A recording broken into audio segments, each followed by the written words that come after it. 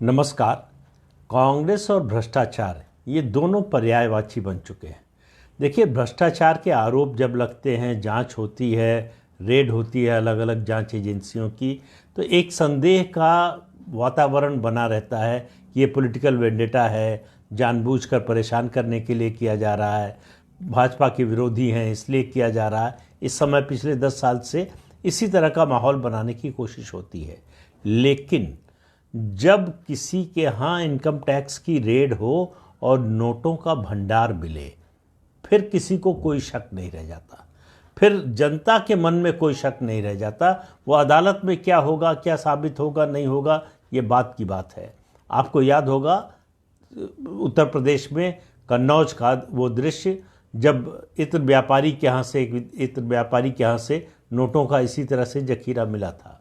उसके बाद आपको याद होगा पार्थ चटर्जी, तृणमूल कांग्रेस के मंत्री और ममता बनर्जी के करीबी, उनके घर से इसी तरह से नोटों का जखीरा बरामद हुआ था।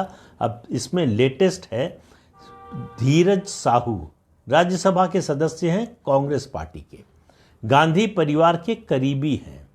इनके परिवार का और गांधी परिवार का संबंध आज़ादी के आंदोलन के समय से रहा है, लंबे समय से साथ रहे हैं। राहुल गांधी की भारत जोड़ो यात्रा में इनका फोटो है, इनका वीडियो है, और इस वीडियो को उन्होंने खूब प्रचारित और प्रसारित भी किया। तो गांधी परिवार से उनके करीबी संबंध स्थापित हैं। 3 बार राज्यसभा का टिकट किसी को कांग्रेस पार्टी में ऐसे ही नहीं मिलता। किन कारणों से मिलता है, किस आधार पर मिलता है, ये मुझे बताने की ज़रूरत नहीं है, आप जानते हैं। 2009 में पहली बार मिला था और उसके बाद से जो है 2018 में तीसरी बार मिला। तो आप समझ सकते हैं कि राज्यसभा में भेजा जा रहा है, अगर राज्यसभा का टिकट मिल रहा है, राज्यसभा सदस्य बनाया जा रहा है, तो उसके बदले में पार्टी को कुछ तो मिल रहा होगा। खास तौर से जब इतनी बड़ी मात्रा में कैश बरामद हो रहा है। 290 करोड़ की गिनती हो चुकी है। 25 मशीनें लगी हुई हैं नोट गिनने की, और वो मशीनें गर्म हो जा रही हैं, रोकना पड़ रहा है। 100 इनकम टैक्स के अधिकारी लगे हुए हैं इस रेड में।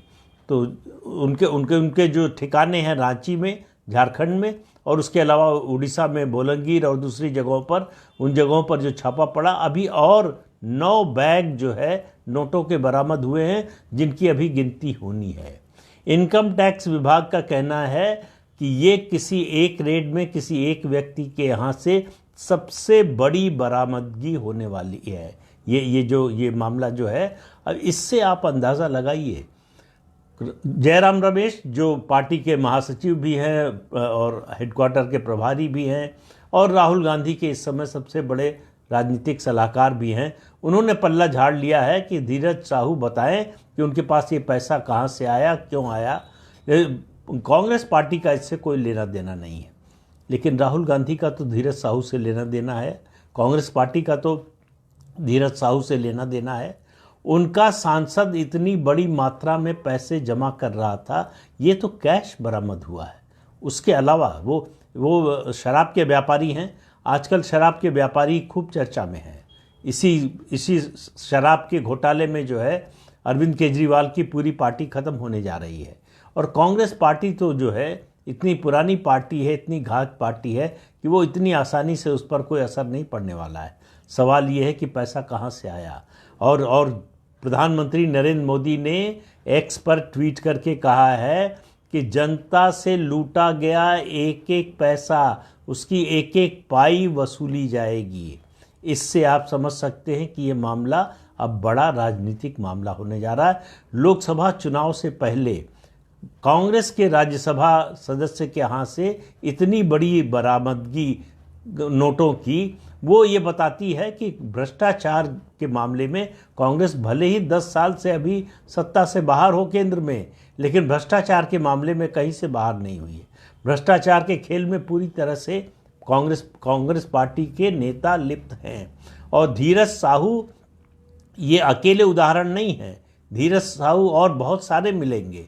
सवाल ये है उनके यहाँ कब इनकम टैक्स या दूसरी जांच एजेंसियां पहुंचेंगी, सवाल सिर्फ इतना है।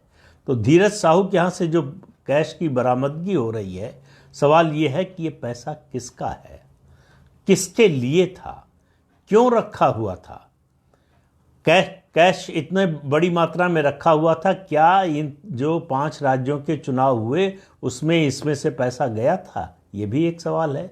ये तो जांच में आगे पता चलेगा कि कहाँ कहाँ से आया और कहाँ कहाँ इस्तेमाल हुआ। लेकिन जिस तरह का संबंध है धीरज साहू का कांग्रेस पार्टी से और ख़ास तौर से गांधी परिवार से, तो राहुल गांधी की जो मोहब्बत की दुकान है उससे आजकल नोटों की बरसात हो रही है। और ये बरसात ऐसी हो रही है जिसकी गिनती करना जो है वो टैक्स अधिकारियों के लिए मुश्किल हो रहा है। मैंने पहले बताया आपको कि मशीनें गर्म हो जा रही हैं, गिनती रोकना पड़ रहा है। 6 दिसंबर से ये कार्रवाई चल रही है और अभी तक जारी है। अभी कितने दिन तक जारी रहेगी ये किसी को पता नहीं है। लेकिन कुल मिलाकर मामला जो है लोकसभा चुनाव से पहले भ्रष्टाचार का जीता जागता सबूत, ये ऐसा मुद्दा है जिस पर कांग्रेस पार्टी ये भी बोलने की हालत में नहीं है कि ये पॉलिटिकल वेंडेटा है। अब जाहिर है कि इनकम टैक्स अधिकारियों ने ले जाकर पैसा तो धीरज साहू के घर पर रखा नहीं।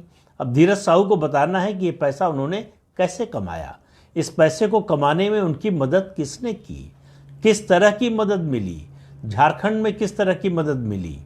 झारखंड की जो सरकार है हेमंत सोरेन की, उसको भी जवाब देना पड़ेगा, क्योंकि हेमंत सोरेन की सरकार में कांग्रेस पार्टी भी शामिल है, गठबंधन है कांग्रेस पार्टी का। तो कुल मिलाकर भ्रष्टाचार के मुद्दे पर कांग्रेस एक बार फिर जनता की निगाह में नंगी हो गई है। ये देखिए, नोटों का बरामद होना, इतनी बड़ी मात्रा में कैश का बरामद होना, उसके बाद फिर किसी सबूत की, गवाह की, जनता की नज़र में ज़रूरत नहीं रह जाती है, कानून को भले ही पढ़ती हो। तो धीरज साहू लोकसभा चुनाव से पहले कांग्रेस पार्टी के लिए कांग्रेस पार्टी के गले का पत्थर बन गए हैं। और ये पत्थर, ऐसे पत्थरों को जुटाया है कांग्रेस पार्टी ने, उसकी पिछले 75 साल की सबसे बड़ी उपलब्धि यही लोग हैं। 2004 से 2014 के बीच में भ्रष्टाचार का जो नंगा नाच कांग्रेस पार्टी ने, उसकी सरकार ने, यूपीए सरकार ने किया, उसकी वजह से 10 साल से सत्ता से बाहर है। और अभी कितने साल तक, बल्कि मैं तो कहता हूँ कितने दशक तक कांग्रेस सत्ता से बाहर रहेगी ये भी कहना मुश्किल है। लेकिन धीरज साहू का मुद्दा लोकसभा चुनाव तक गूंजता रहेगा और कांग्रेस के पार्टी के पास इसका कोई जवाब न है और न होगा। आगे की जांच में और पता चलेगा कि ये पैसा कहाँ जाना था, ये पैसा किसके लिए जुटाया गया था और ये पैसा किसका है। तब बात और आगे बढ़ेगी, तब मामला और खुलेगा।